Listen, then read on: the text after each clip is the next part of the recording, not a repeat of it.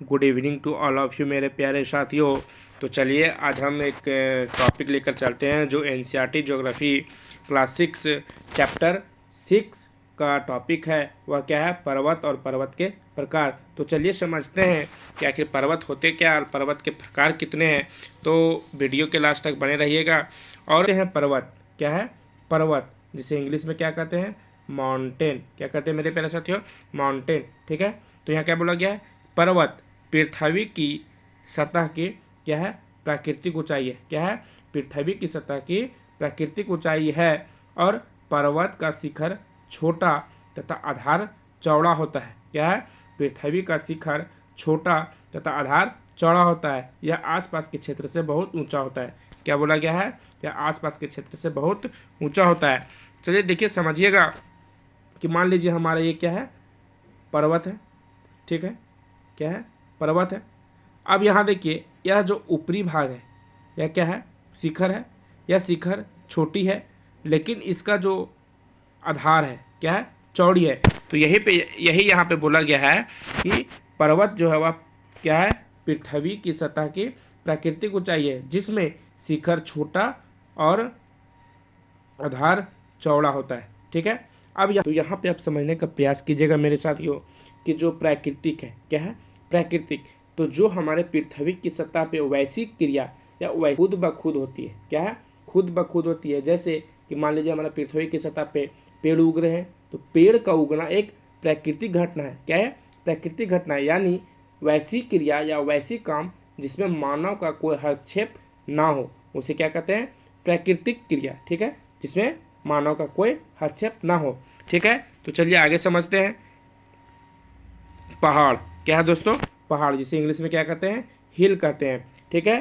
तो समझिएगा यहाँ क्या बोला गया?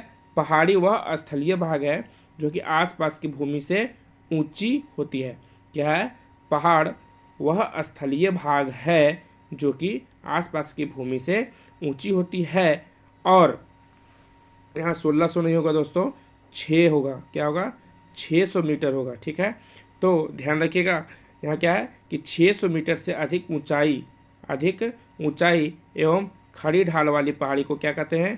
पर्वत कहते हैं। क्या कहते हैं? पर्वत कहते हैं। ठीक है।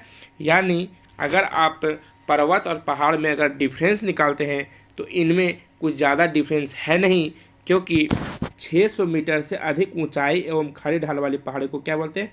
पर्वत बोलते हैं। ठीक है। क्या बोलते हैं दोस्तों? 600 मीटर से अधिक ऊंचाई एवं खड़ी ढाल वाली पहाड़ को क्या बोलते हैं? पर्वत कहते हैं। यानी कम ऊंचाई वाले भाग को क्या बोलते हैं? पहाड़ बोलते हैं। ठीक है। तो ये हमारा क्या हुआ? पहाड़।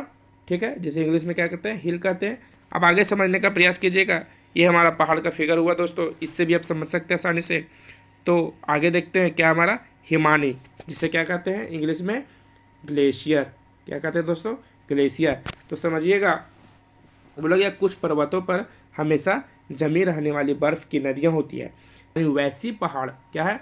वैसी पर्वत जिन पर क्या होती है? हमेशा जमी रहने वाली बर्फ की नदियां होती हैं, उन्हें क्या कहते हैं? हिमानी कहते हैं। क्या कहते हैं? हिमानी कहते हैं। ठीक है। तो आगे समझिएगा। देखिए दोस्तों, यह हमारा क्या है? पर्वत है। अब पर्वत पे क्या है? हमारा बर्फ जमा हुआ है। देखिए ये जो जितने भी है, क्या है? ये जितने भी आपको दिख रहे हैं वाइट वाइट, ये क्या हमारा? बर्फ है। या तो यही इसी घटना को हम क्या कहते हैं? हिमानी कहते हैं। यानी वैसी पर्वत जिन पर बर्फ की नदियाँ सी बनी होती है, उसे क्या कहते हैं हम? हिमानी कहते हैं। ठीक है। तो ये समझ में आया। अब आगे समझिएगा। पर्वत श्रृंखला क्या है? माउंटेन रेंज, जिसे इंग्लिश में क्या कहते हैं हम? Mountain range. तो समझिएगा पर्वत श्रृंखला है क्या? जब पर्वत पर एक रेखा के क्रम में व्यवस्थित होते हैं। क्या? पर्वत, जब पर्वत एक रेखा के क्रम में व्यवस्थित होते हैं उसे क्या कहते हैं? श्रृंखला, यानी पर्वत श्रृंखला कहते हैं। ठीक है। तो समझिएगा क्या पर्वत श्रृंखला? मान लीजिए ये हमारा पर्वत है। ठीक है। ठीक है, क्या पर्वत है। अब यहाँ क्या बोला गया कि एक ही रेखा में व्यवस्थित होते हैं। ये एक ही रेखा में है। क्या है? एक ही रेखा में कई पहाड़ है, 1 2 3 4 5 6। तो इस प्रकार की जो आकृति बनी हुई है, यानी इस प्रकार की एक रेखा में व्यवस्थित अन्य पहाड़ जो व्यवस्थित होते हैं उन्हीं को क्या कहते हैं, पर्वत श्रृंखला। तो आप यहाँ आपका यहाँ फिगर में भी दिख रहा होगा, कई पहाड़ है जो एक ही श्रृंखला में व्यवस्थित है, उसी को क्या बोलते हैं, पर्वत श्रृंखला। तो चलिए अब आगे समझते हैं इन प्रकार के होते हैं, कौन कौन से हैं।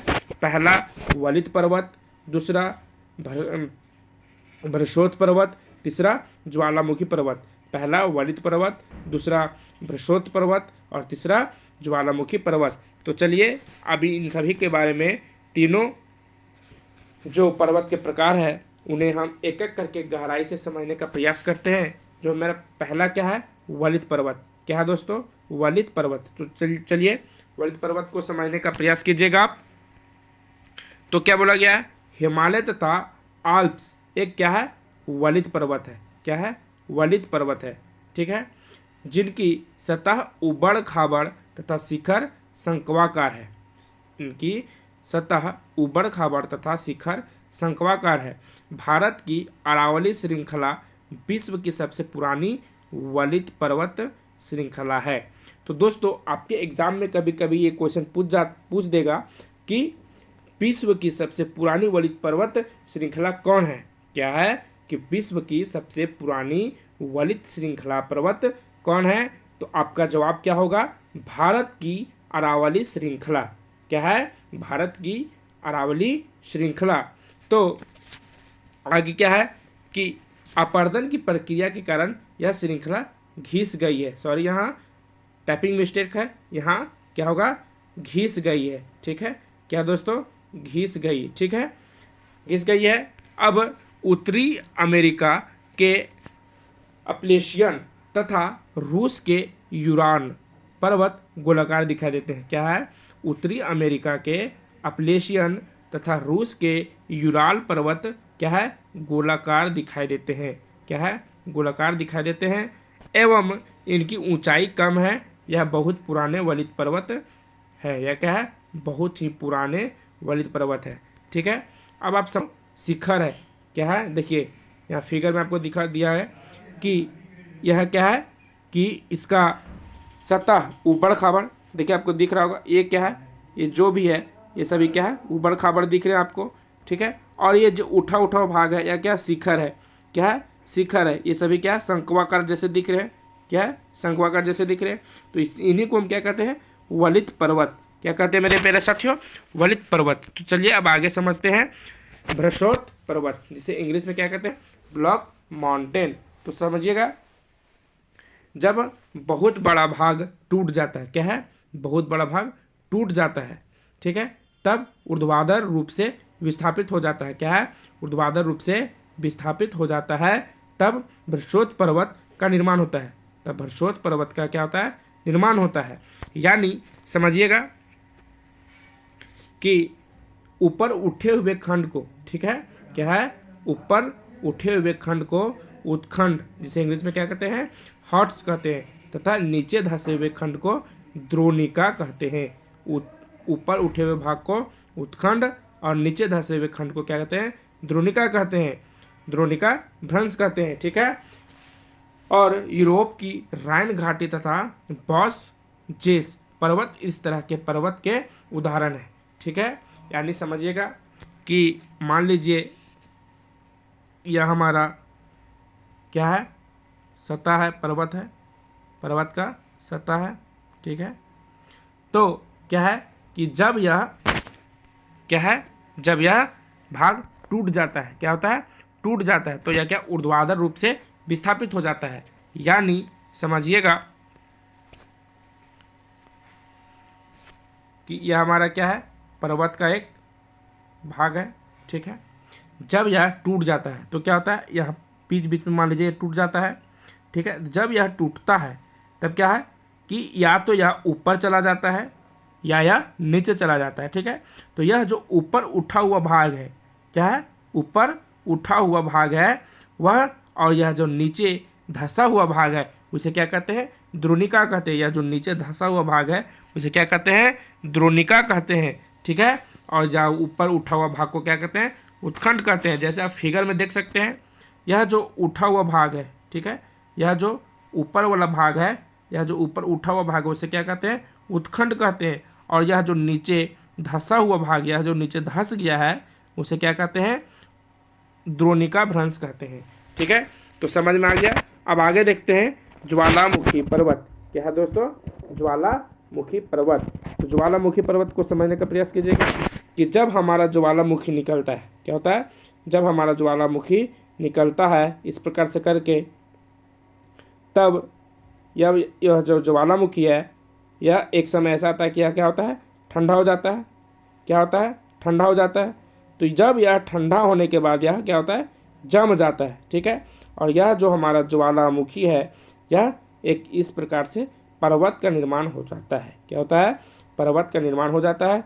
तो यही यहाँ पे समझाया गया है कि ज्वालामुखी पर्वत ज्वालामुखी क्रियाओं के कारण बनते हैं।